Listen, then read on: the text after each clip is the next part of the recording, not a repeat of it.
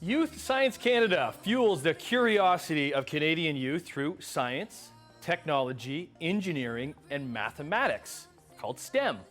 This year, they are running a virtual event, and the Executive Director of Youth Science Canada, Reni Barlow, is here to tell us what it's all about. Good morning, Reni. How are you? Good morning, Tim. This just takes me back to being a kid, and it's like a science fair, right? Like we all did science fairs at schools.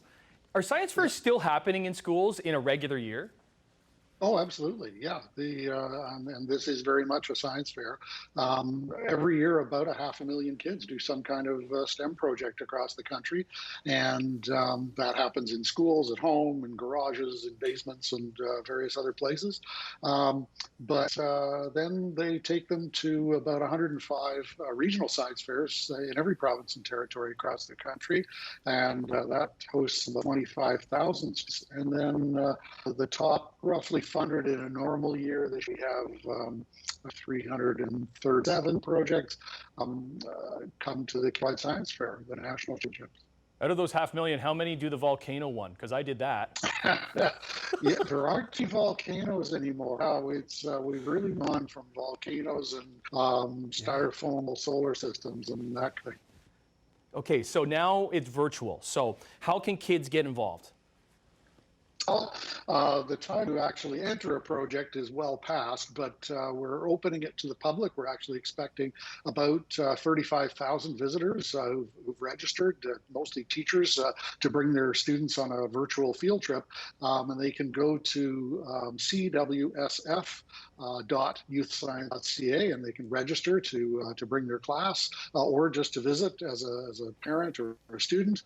And on Wednesday, the 19th, and then all through to the 21st, the Friday, we'll be able to have a look at the 337 projects across Canada. They'll have a chance to look at STEM Expo, which is 60 exhibits all related to STEM, talking about various things from careers and STEM research and how students can get involved in doing projects. And then we also have CWSF-TV, which is 3 hours of programming repeated twice on those days that also covers a lot of STEM, looks at where our alumni have gone and provides a whole variety of information. How has the past year affected, have you seen anything as far as affecting kids building these projects when it comes to STEM? Yes and no. We've seen fewer kids because, of course, in the schools, quite often it's teachers who are facilitating that process. And this year, as everybody knows, has been a very challenging year for teachers with, sometimes being in school, sometimes being virtual, and then switching. So the number of overall projects is down, but the quality of the projects done by the students who are working on them, whether it's at school or at home, is phenomenal again this year. And we've already seen some really exciting projects and encourage people to go and have a look at them. Did you do it as a kid?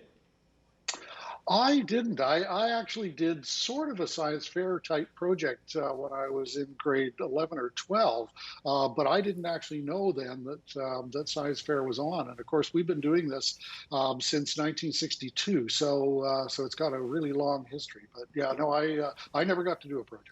Well, that's fantastic. Okay, so for more information, I have the website here, youthscience.ca. Can people get all the information there? And for administrators taking their kids through some of these fantastic STEM projects?